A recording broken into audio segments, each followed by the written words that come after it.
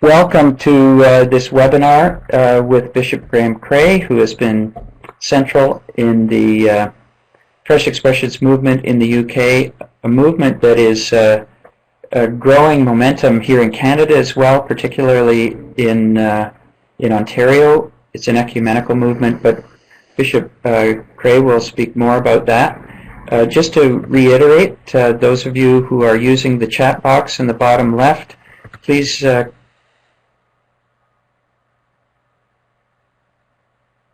continue to do so. And if we experience technical issues, I can't hear it all. Make sure the sound on your computer is turned on and not muted, and that your volume is up.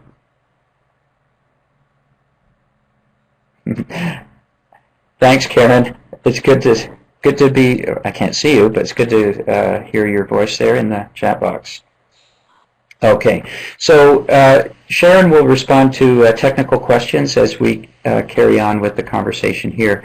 So welcome, Bishop Cray, and thank you for doing this. We had invited Graham to be a part of the More Than Franchises event in Toronto. We had some technical difficulties that made that difficult to pan out, and he's offered to do this again. So we're glad to have you with us.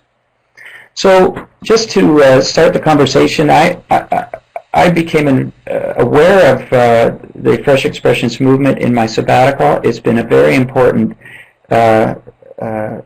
experience and movement for the shaping of my own work here in the United Church. But maybe how did this Fresh Expressions initiative get started? It begins in the Church of England with a report to our National Synod. The report was called Mission-Shaped Church. I chaired the group that wrote it, and we were asked to reflect on church planting in the Church of England and the changing culture. We gathered some stories and coined the expression Fresh Expressions. It connects to a public commitment that every minister in the Church of England makes when they're ordained and when they are licensed to a new job. They promise to proclaim the gospel afresh. So we took fresh from that and published in January 2004 and were very positively received by our synod. We had a brand new Archbishop of Canterbury, Rowan Williams, appointed after we'd finished the report, but before it was published, and he got right behind it and resourced a team to develop the work across the country. So we've been running as Fresh Expressions, capital F, capital E, since 2004, and I sort of stepped in again to be the team leader about 3.5 years ago. Wow. Now, one of the things that stunned me about the whole story was this report, a synod report, has now sold how many copies? About 30,000, I think. Yeah. So it's a bestseller. A synod report that becomes a bestseller. That's kind of a miracle in its own right. Well, Eddie Gibbs once said to me, "Most reports gather dust. This one's gathered momentum." So. Yeah, nice. So it has gathered momentum. What has happened since then? Like how big a movement has this become? The best comparative figures I've got are for 2010, by which time there were about 1,000 Fresh Expressions of Church in the Church of England, about another 1,000 in the Methodist Church, and our other partners started a bit later, so we don't have figures for that. But it meant we were at least 2,000 Fresh Expressions of Church, most of them relatively small, amounting to at least 66,000 people that we wouldn't have been dealing with if we weren't doing this. Wow, very significant. Just to put that in context here, we close about, in the United Church of Canada, close about 500 congregations a decade. When I asked a statistician how many we start, he started counting on his fingers. So 1,000 is a fair distance from, say, 9, and that would be in a decade. If I fill that in a little more, we've done some study on a number of Church of England dioceses this year. In Liverpool diocese, there are something like 72 fresh expressions of church. In Canterbury, about 75. It is possible there's just 1 or 2 that have come to the end of their life. I noticed the question, how many continue today? I mean, the answer is the vast majority. We have a few that have run their course and proved to be seasonal more than long-term sustainable, but most of what we're doing has continued through the years. It was 11.5% of all church attendance in Canterbury diocese and 10.5% of all church attendance in Liverpool diocese. That's helpful. Now, I was going to ask this a little bit later, but we're getting some questions already. Could you define for us what a fresh expression is? Okay. First of all, by a fresh expression of church, we don't mean a refreshed expression of an existing church, good though that may be. We mean the deliberate planting of a new congregation to an existing church or a church plant that is specifically designed for the people that we're not reaching through what we've got already. It's not a clone of the planting congregation. In fact, we talk about a mixed economy of inherited models of church and fresh expressions of church in partnership. So it's a new planted community.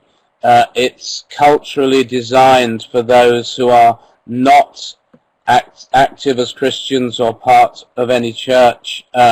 It clearly is embryo church or congregation at the beginning, but the intention is that it grows into a mature expression of church, which many of them have had the chance to do so now.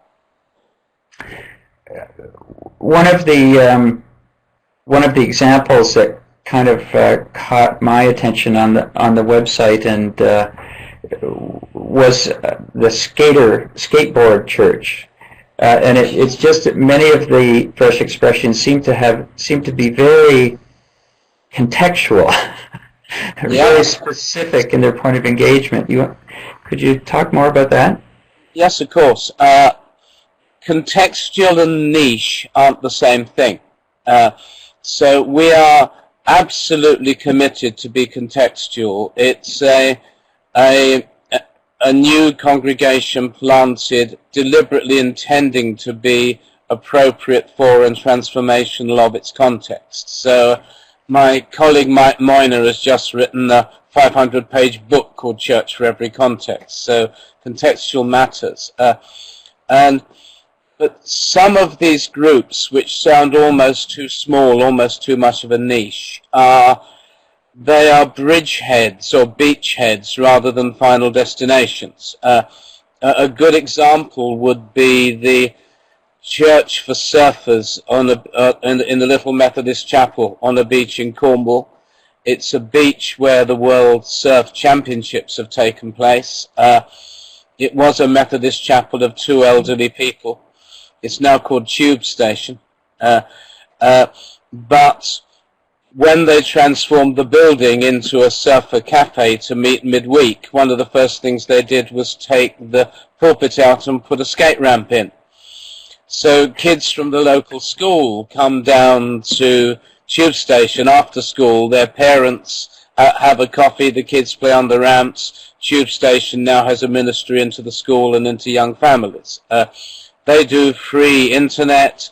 There's people who love to live in rural Cornwall but work online. They get fed up of their own 4 walls and they come down to have a coffee at Tube Station, and Tube Station has a ministry into the business community. So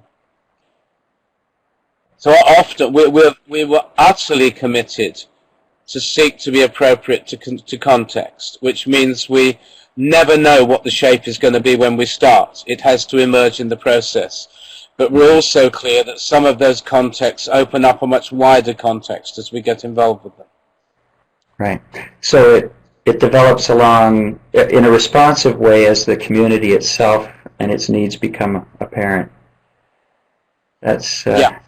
Can I pick up a couple of questions that are mirroring? That 11% is 11% of the total number of Anglicans who go to church in the Diocese of Canterbury.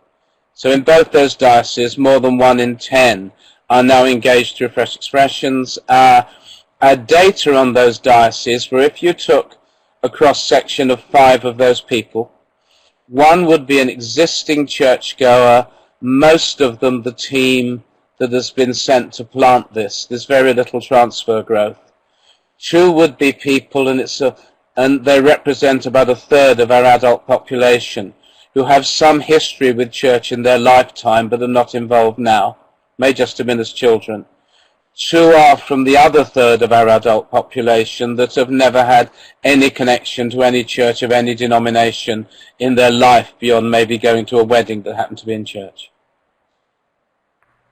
So Elizabeth is lifting up one of the questions that I was wanting to ask. It has to do with how the traditional church or the mainstream church is viewing this movement and these new expressions. I know that sometimes my experience in the church is either like whack-a-mole. If something new starts to raise up, we want to bat it back down. Sometimes we refer to that as the autoimmune response as well. But what's the experience in the Church of England and others? Well, the experience in the Church of England, the Methodist Church, and the other denominations that are now beginning to partner with us is that, firstly, this is an official policy of our churches. This came from a national report received by a governing body with the full blessing and active support of the Archbishop of Canterbury, and is functioning in most dioceses. We're not doing it and keeping quiet about it. We're not doing it anyway and saying sorry afterwards. We have embodied it into our mainstream. Inevitably, there will be some more traditional Christians who don't like it or find it hard to get their head around it. But our National Synod has unanimously reaffirmed the policy on 3 occasions now. And that's a miracle, because our National Synod is never unanimous about anything. It's normally a point of principle. So there's no problem about ownership. Our Archbishop has used the expression the mixed economy church, by which he means there is one economy in the mission of God through the church that has both traditional or inherited mode and Fresh Expressions mode, and that the 2 are part of the one thing.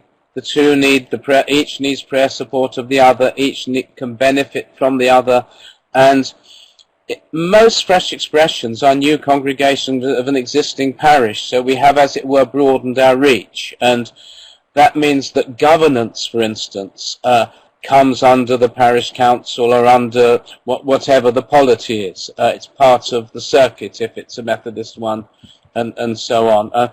We have had to rewrite some rules to do that. We're doing a few things that the rules didn't have space for, but because we are mainstreaming this, we have been able to do most of that we need to. I think 3 things have made this work so well. There's a sort of ecology. At the grassroots level, ordinary Anglicans and Methodists are beginning to imagine planting and doing church in ways they might not have imagined before, as they take our changing mission situation seriously. An Anglican Archbishop in Australia said to me, more of the same just means less of the same. So we have to do some new things. It's happened because there is a culture of permission and encouragement from senior leaders, bishops and so on. And it's happened because the Archbishop helped bring into being a resourcing team, and there's training and so on. So you can imagine it.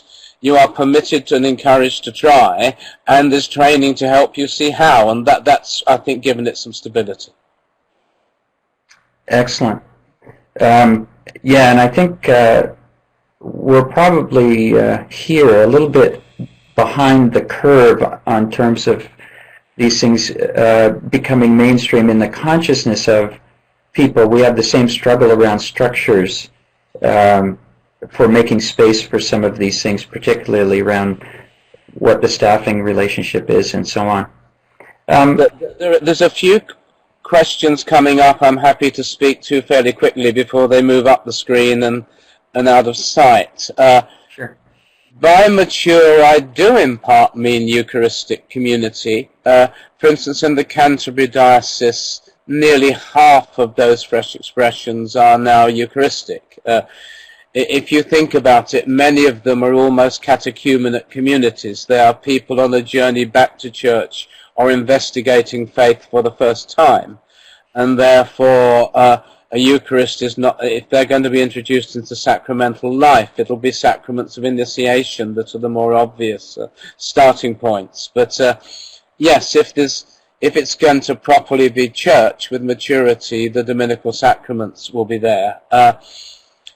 The things that someone is asking about ordination, curacy, elders, church, and so on, we have a new track through our ordained ministry called Ordained Pioneer Ministry. We have about 140 that in the last 7 years we have nominated for training to be pioneers who start the new. But we've also found we have a whole load of new lay leaders because of this. People quite unexcited by keeping the regular church show on the road have often, to the surprise of their existing leaders, proved to be people with initiative and imagination and excitement to be part of this. So one of the issues we face is about some training for some of those people. But if it's an Anglican church, if there's a Eucharist, it will be a priest who presides, or it will be an extended communion from a priest who's presided. We're not breaking those sorts of rules, but we are creating very culturally different sort of congregations. One of the issues we have here, Graham, is finding the leadership. Yeah. And we're experiencing a drop in vocations to the traditional ordained path. So how did you, and often the way church leadership has come about doesn't really give a signal to the kind of leaders that are helpful for this kind of ministry, that they're welcome or that they should explore this. So how did you address that? I mean, we were in a very similar situation. I mean, the background in many ways that we have been a Christendom-shaped church and find ourselves in a post-Christendom situation. It hasn't all disappeared, but it's a very different culture. For a very long time, if I can use the language of Ephesians 4, we had called pastors and teachers and filtered out prophets, apostles, and the more edgier evangelists. We realized that those were precisely the sort of giftings that we needed. And clearly there were people with an appetite for that who didn't think there would ever be space for them. So when one of the recommendations of the report was that we put this track through our ordained ministry, and we started to get a queue. And they were younger, they were edgier, they had track records of innovation, and we had to write the rules quite fast because they were just the sort of people who wouldn't hang around in a queue for long if the door wasn't going to open. So we have a parallel set of criteria. These days, a group of us with experience in pioneering interview every potential candidate to check that they have a track record of innovation rather than they just have a romantic idea of pioneering. And it's become a clear strand through for which there's training at some of our seminaries and so on. Excellent. There's a couple of questions. One kind of more technical. these new Fresh Expressions ministers, are they the same minister in the planting church, or do they tend to be new ministers that are more pioneer type ministers that are brought in for the... The vast majority will substantially be lay-led because they are new congregations of an existing church rather than standalone church plants. The clergy may or may not be involved. There will be accountability to clergy, but the day-to-day leadership and probably planting may well have been done by some of these layfolk. Now we have, as I said, we've got pioneer ministers, and we have an evangelistic organization in the Church of England called the Church Army. They don't evangelize with machine guns. It's a lay order of full-time evangelists who are brilliant at contextual mission, way beyond the reach, if you like, of the parish church. But I'd have thought 900 of those 1,000 in the Church of England are new congregations of existing parishes in a different style and culture at an appropriate time or place. Lots of them won't be in the church building, with substantial lay leadership, with accountability to their parish priest. One of the struggles that we have is around the funding of new ministry development, and we begin to hear conversations about bivocational ministry. And often, the reason I'm thinking of this is I met with one of the Church Army Fresh Expressions leaders in Bangor, just outside of Belfast, and the struggle to keep hearth and home together as he tried to do this very, very important ministry. How is that working out around funding, staffing levels? Are these in the lay-led situations? Are they kind of bivocational ministries? How does that picture look? Well, I mean, quite a lot of them will be doing day jobs and doing this in evenings at weekends. And as I say, with a quite extraordinary number of lay people energized by this who want to be part and take real initiative and responsibility. We do have bivocational priests, self-supporting priests.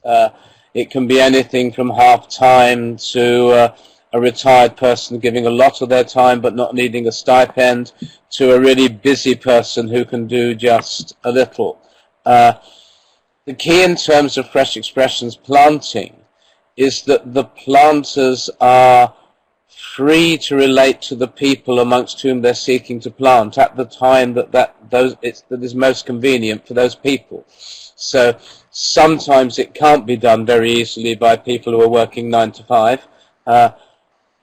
With some situations where a group of people commit to this and between them fund or release someone for the hours that are necessary. Just lots of different models. I mean, the reality of our mission scene is that we need many, many more lay and ordained pioneers than we could ever possibly fund. And therefore various forms of portfolios of support or self-supporting are beginning to emerge, and we need a lot more. Yeah. I mean, for all church work, funding is tight, and you can reallocate to a degree, but most of our resources aren't easily reallocated but for a short-term policy. So I want to come back, or I want to come to the ecumenical nature of this movement. But before I go there, could you give us kind of a typical description of how exactly one of these Fresh Expressions might be planted? Okay, we have something that you will, I think, find on our website, and also in a free downloadable 6-week course from the website that anybody can have called Mission Shaped Intro. You'll find something we call the Fresh Expressions Journey. And it's a sequence. We know it won't always be like this, but reflecting on our experience of the last 8 years or so, it begins with a period of discernment. The difference between this and some earlier models of church planting is you don't start with the architect's drawing, gain the resources, and then go and build it. You start by a prayerful engagement with parts of a community that is not engaging with church. Listening to them, prayer walking, researching the community, talking to existing church members about their concerns and connections and passions. And our preference is that prayerful listening is not only the opening stage, but undergirds the whole process all the way through. That normally then, and that prevents the first most common mistake people make, which we call cloning. Instead of prayerful discernment in context, they spot something that works well somewhere else, like it, and try. And your nation is big enough that some things that grow in the warmer climes have no chance of surviving a winter further north, and it's the same. The analogy works for us here too.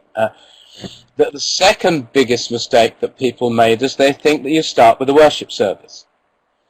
And the danger of that is that you are creating an act of worship for people you don't yet know in the hope that it will be contextual to them. So we say the first thing you do is find a way to serve. Identify some of the needs in the community that you could with integrity respond to in the light of the kingdom of God, and build relationships through service. Our experience is often then that community forms around you as the group of you are involved in that particular service, particularly if the service has come out of listening and people are aware you're responding to something that's come out of conversation with them. In that community, you can share stories, you can share motivations, and it becomes, because you are never pretending you're not a church group, you can quite openly then talk about faith, talk about discipleship. And we tend to use the language of exploring discipleship because we're looking for whole life followers of Jesus, not bums on seats in a new sort of church. When that community is exploring worship, it becomes a natural progression to work out how that community might gather to worship or to continue to explore. But by then you are the gathering part of church. And as far as we're concerned, church is community before it is event. And church is as much community when it is scattered as when it's gathered. But the gathering part is happening in conversation and with a far deeper knowledge of the context. Now, you may by that stage know that you can draw on a model that other people use. You may then use messy church or cell church or something that's been fairly franchised, and that's fine. It's a franchise culture. You just need to know it's appropriate for the local context. But we put it in that sequence: listening, serving, forming community, exploring discipleship, and then public church taking shape. Though, of course, the planting team will have been meeting and worshipping and praying from the beginning of the exercise. Thank you. So one of the interesting things for me about the movement is it seems to cut across categories that we used to be pretty definitive in the church: conservative versus liberal, mainstream versus evangelical, denominational. So how ecumenical is the movement that's coming about? Well, we are at the moment Anglican, Methodist, Reformed, Congregational, Presbyterian, because the Church of Scotland, the big Protestant denomination in Scotland, has just joined. We'll soon be joined by the Salvation Army, and I'm in conversation with the Baptist Union and a couple of the charismatic groups. In Germany, we have some work with Roman Catholics, but we haven't been able to do that here, though there have been conversations. Within the denominations, we cover just about the whole spread, from very low church to very high, fair cross-section of liberal and conservative. because this is as it were, a local contextual methodology. So to use it, you don't have to necessarily agree on everything with the people the other side of town or in the next city that are using it too. Right. How are the denominations working together? Like how do you do that? Yes. Okay. Each denomination, we have a core team that provides training and website and resources and so on for the whole movement. That's an ecumenical team. I lead that team. There's a appointed missioner from each denomination in that team. So I'm the lead Anglican, there's a lead Methodist, a lead Reformed. The Church of Scotland are just about to appoint their person. So their key person is the link into an ecumenical team serving the whole. On principle, we never do training courses unless they're ecumenical. Our Mission Shaped Ministry course, which is the sort of 8-month-long in-life course for practitioners. We've trained, I think, 3,000 people with that now. And always, always, always different strands and traditions are together there in the meeting, learning together and reflecting on practice together. So we introduce it as ecumenical and don't let anybody else think it's strange.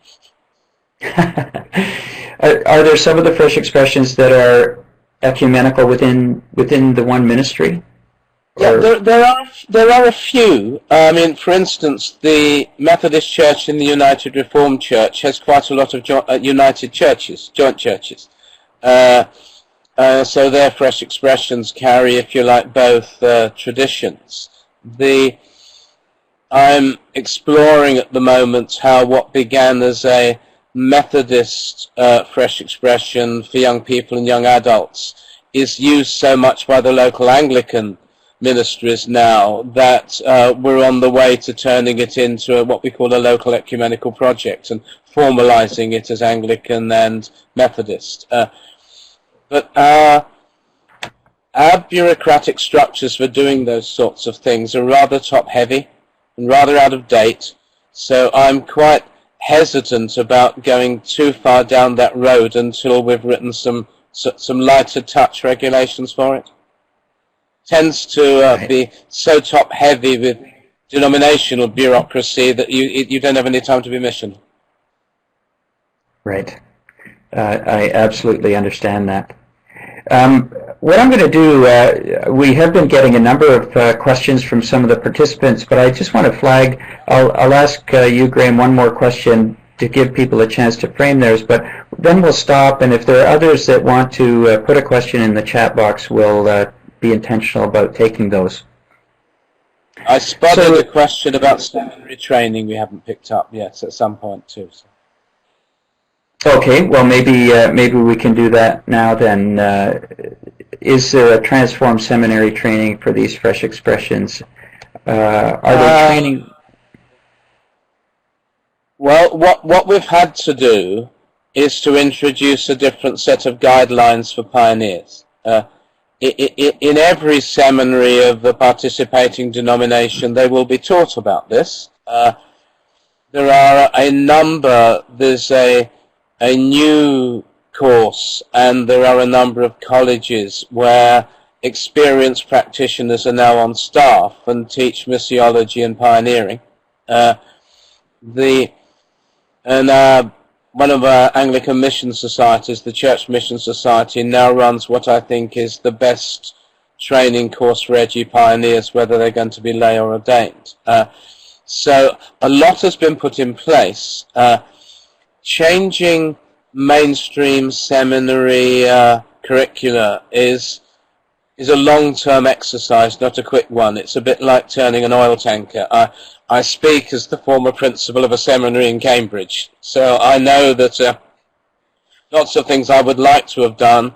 I was tied into 5-year agreements with universities and all sorts of things like that that didn't give me the scope to do that degree of change. But the selection criteria for ordination for us are much more missionally focused than ever they were, and that means that the learning outcomes required of the seminaries are licensed by the bishops, must be appropriate to that. So we are inching in the right direction, but don't let me con anybody into thinking we're going fast.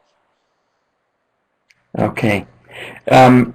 Elizabeth Jones has a question there. To what extent do these ecumenical initiatives arise from a shared awareness of God's missional directive that itself arises from the UK context of secularism and multiculturalism? We may want you to say more about this, Elizabeth, but do you get a sense of what's being asked there, Graham? I do. I mean, the reason why I believe some of the principles we're learning may be appropriate for you are that they are precisely about participation in the mission of God, an incarnational and contextual mission.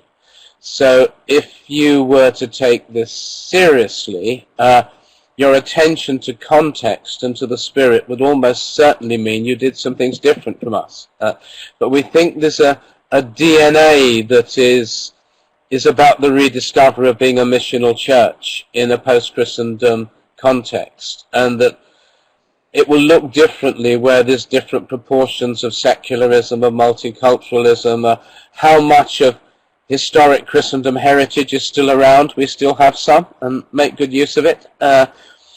So my encouragement to the church in Canada is listen to the Spirit and be on the journey, be on the learning curve of learning to be missional in the light of that. But it's just possible that you can learn a bit from us and make your own mistakes rather than just repeating ours.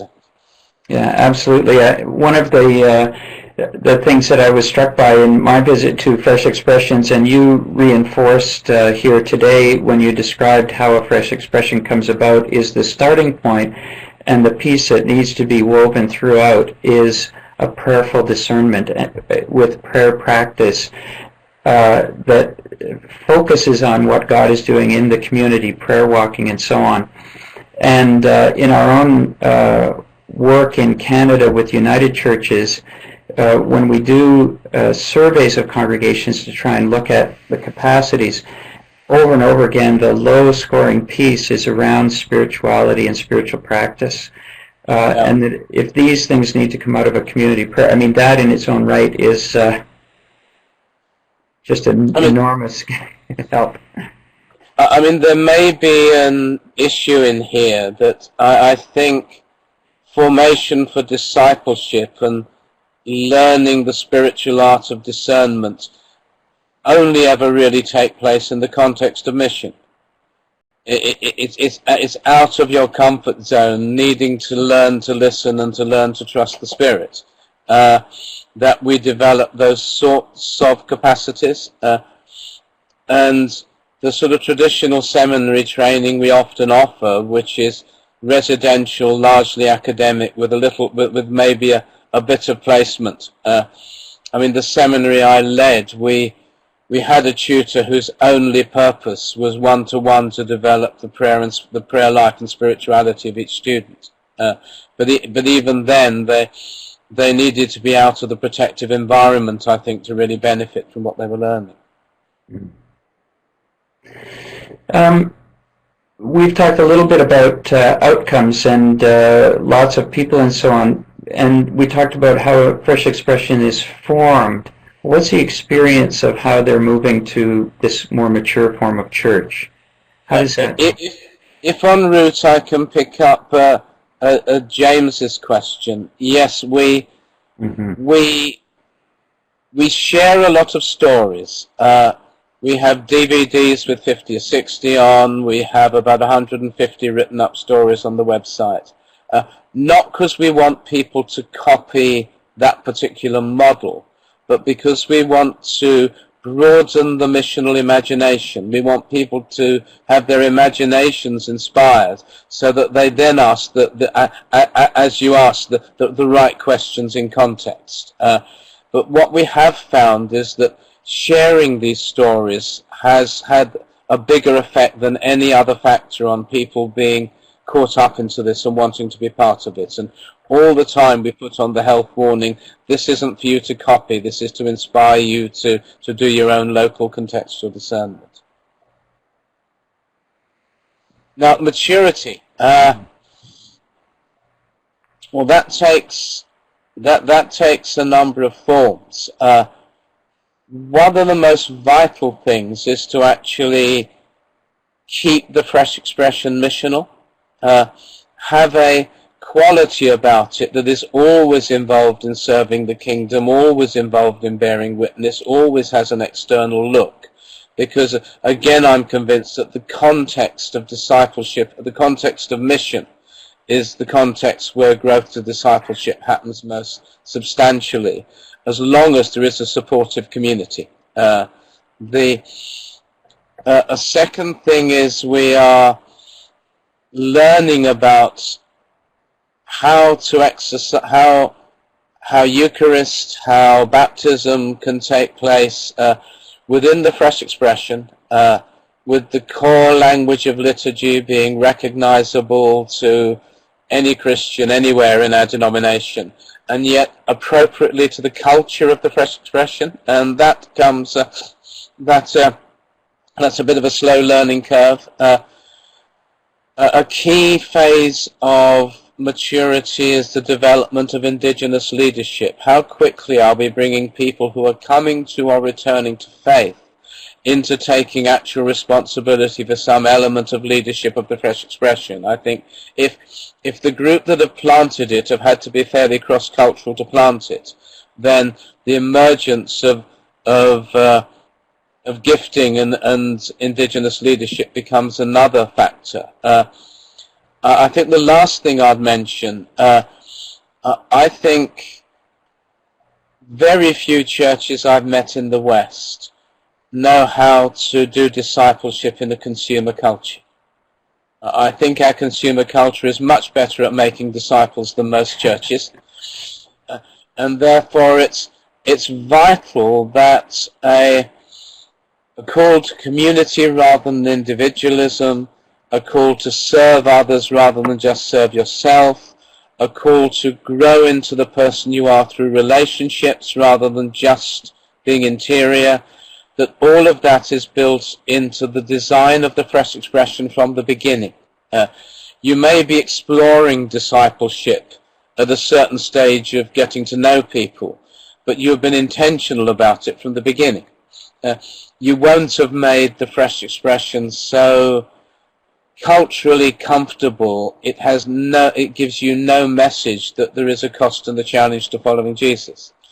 You'll have modeled something and incorporated elements so that as you began to explore the call to whole heart discipleship more thoroughly, you're really explaining something people have already got a sense of and a taste of. And so one of the key things for maturity is lay the right foundations, and then you can build on them. I could say lots more, but I better stop.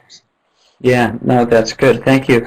Wendy McLean's asking a very good question, I think, around how we know when things are growing and developing, moving along. What are the measures for determining accountability and direction? How long does it typically take for a new ministry to kind of come to maturity and sustainability? Well, quite a long time. I think the length of time depends on what you might call the cultural distance from the founding church. If they've found a way to reach a group of people not hugely dissimilar to them, but whose lifestyles and interests make it highly unlikely they will ever be in any numbers part of the existing church, then I would say within a couple of years period, something quite strong and fruitful can come into being. Our church army colleagues, when they're talking about the funding of incarnational evangelists, but way beyond the reach of the church, will say budget for 10 years and check after 5. Wow. I mean, certainly where I am the culture of some parts of our community is so far away from a traditional culture of church that you are starting way back, and it takes time. Now, the church army are quite wise because they turn the places where they do that into training bases for new evangelists. So there'll be a couple of experienced people working there, if needs be, willing to do a 10-year piece of work, but acting as trainers through the time, so that there's a sort of added value to the benefits. Right. I mean, some of these run on a shoestring, and there's not a lot of funding to be accountable for. If it's an existing parish or an existing Methodist circuit, say, that is planting, there will be normal mechanisms of accountability to the church council or to the stewards or whatever the framework is. There'll have to be proper accounts. It will all go to the annual church meeting. It will always be seen. A wise church will have probably, say, 3 times a year report-in process. The difficulty, what you have to be careful, though, is that you're not communicating unrealistic expectations of timescale. It's one thing for people to be transparent about any money they've been entrusted with. It's another thing to dig the seedling up every few months and see if it's grown a bit yet. You can't do that. You've got to give it the time that it takes. Right. One of the things I think is important for us to explore is kind of what is core theologically for you in this project as it's unfolded. Okay, I think 4 things. The first is that the essence of church is a community of disciples around Jesus. Our Archbishop wrote that church is where people encounter the risen Christ and strengthen that encounter through their encounter with one another. So we are looking for communities of disciples, not slightly trendier events that people might be more interested in than the ones we put on. The second one is Missio Dei. That mission is of the essence of the church, and incidentally I noticed a few things being written about where missiology is and isn't taught. I think missiology is the integrating discipline of any training for mission in a post-Christendom context. I'll throw that one in for free. But mission is the activity of God, focused through the Father's sending of the Son through the power of the Spirit. And therefore, all this language of seeing what God is doing and joining in is not just a token phrase for a new praxis. It's the fundamental insight, which means mission is of the essence of the church rather than mission is an activity that some Christians do. The third one would be that the shape of Missio Dei is incarnation. That our emphasis on context is because the way God has acted in mission through his Son is by becoming flesh. The essence of Christianity is its contextual translatability while still being recognized as Christianity. So contextual mission, incarnational mission, enculturation, contextualization, call it what you like, but fundamentally believing, I mean, I'd quote Darrell Gouda, that the unique act of the incarnation also communicates the way in which it is to be communicated. We sometimes put up a slide from the Message version of John's Gospel saying, and the word became flesh and moved into the neighborhood, and we just put "try this" up above the slide. And the last one would be a pneumatology, an eschatological pneumatology that says the Spirit is not only the empowerer of mission, but the Spirit allows the church to be first fruits or foretaste of the coming kingdom. I noticed someone mentioning, typing in Al Roxburgh's name. I know Al quite well. I think a lot of his stuff about it is the presence of the Spirit in the community that allows that community to discern the mission of God and to discern how it might be an imperfect foretaste of the kingdom that's coming. So neatly Trinitarian, disciples around Jesus and Father, Son, and Holy Spirit. Excellent. I'd rather have had an hour to say that than 2 minutes. Yes, I'm sure. And we'll have to have you back. There are two questions I want to get to, but also just to, if there are participants with kind of a burning question, now would be a good time to get it in as we come towards the end. The first one is where do you see things going with this in your context? What's the horizon for this work? I think there are two different horizons. One is, I think, the emergence from a purely Christendom context means that the discovery that the church is missional and has continually to engage with its context has to be a permanent discovery. Because contexts change and don't stay the same, the particular language of fresh expressions will have a shelf life. Some of the people I trust most in this sort of area say quite often something has the shelf life of a generation. I'm hoping that the vocabulary has built-in redundancy. If we're talking about the 50th anniversary of our fresh expression, it sounds a little stale to me. So I'm much more interested in the lasting heritage of contextual mission than I am protecting the vocabulary, though we do try to discipline the use of it. So I think we're in for the long haul. The gradual growing apart of church and large parts of culture in much of the West has happened over decades, and it will take decades to restore it. But what does lie at the heart of this is, I think, a renewed confidence in the gospel and the missional God, that this is a task that we can do, that we are not doomed to inevitable decline or something like that. Newbigin used to be asked if he was hopeful or not hopeful about the future of the church in India, and his reply was always neither. I believe Jesus Christ is risen from the dead, and I think that's the basis on which we're working. Yeah. The other one is if there are people in the gathering with us here today that somehow have this inkling in the back of their mind that maybe they're being called to explore, maybe begin a fresh expression of some kind, or a new kind of ministry, a new missional ministry in their community, what advice would you give them? Well, my first advice would be go for it.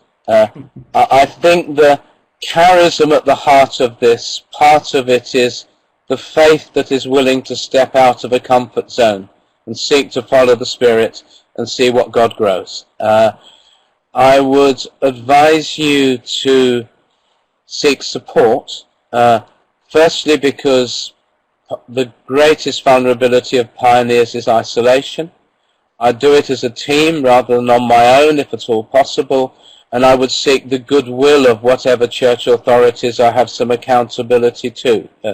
You may need their permission, you may not need their permission, but I'm a great believer in mixed economy and people praying for you and so on. So those would be key things. I'd recommend that you look at our website and the Fresh Expressions Canada website that John Bowen and Nick Brotherwood and others do.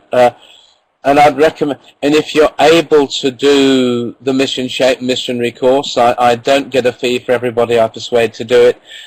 It's totally practitioner shaped.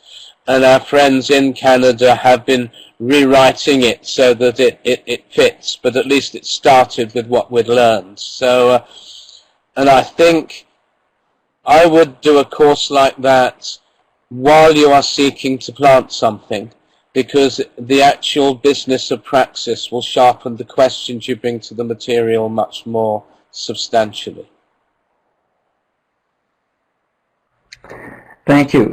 You've talked a little bit about some of those resources of supports for new ministers. I don't know whether they call them pioneer ministers or church planters, whatever language we bring to that. Someone's starting a new expression, but what are the resources in a fuller sense that you're providing for that kind of support? Well, obviously, there's more on our website than any of the others, simply because we've been going longer and have a team working on it. So I'd really recommend that you read stories, watch videoed stories, do a bit of cultural translation, but let that inspire missional imagination. I'm fairly sure our friends in Canada run something called a Vision Day sometimes.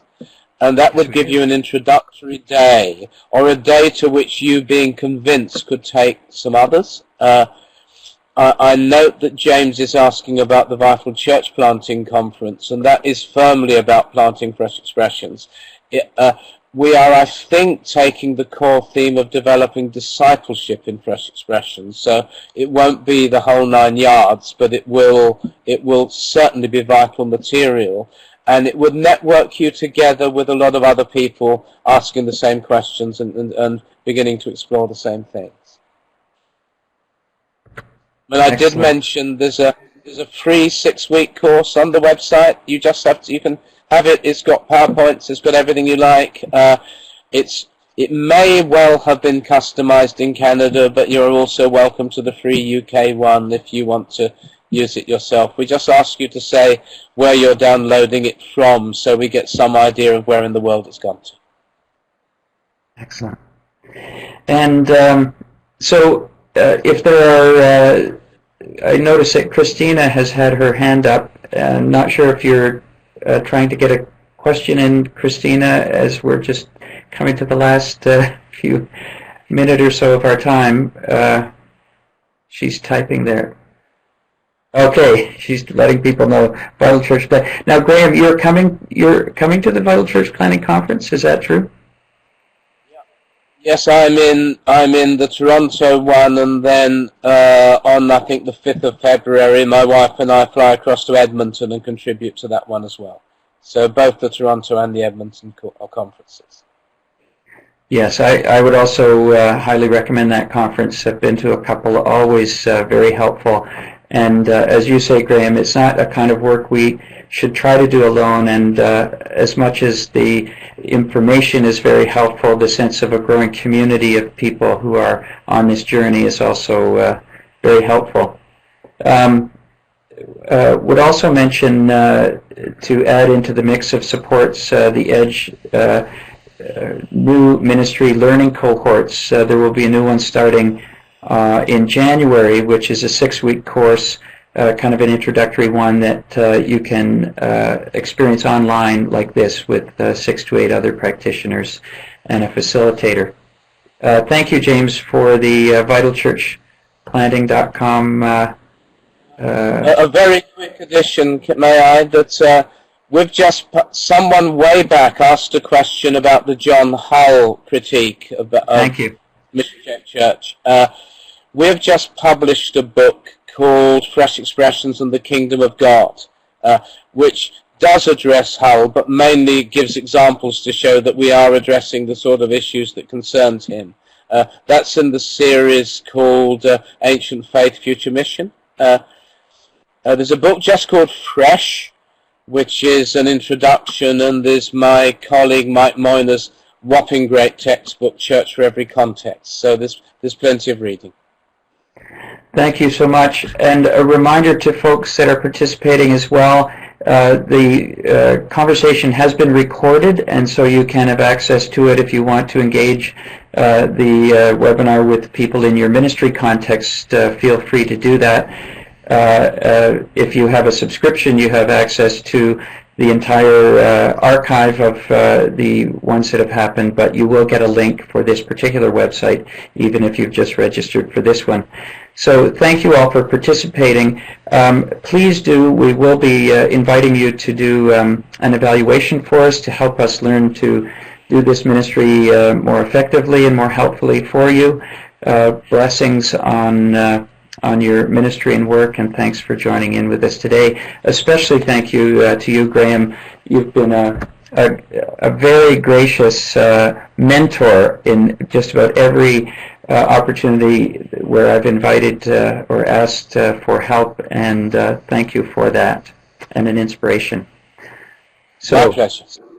Blessings, and we hope to see you all at another webinar or Edge event. Thanks. Thank you.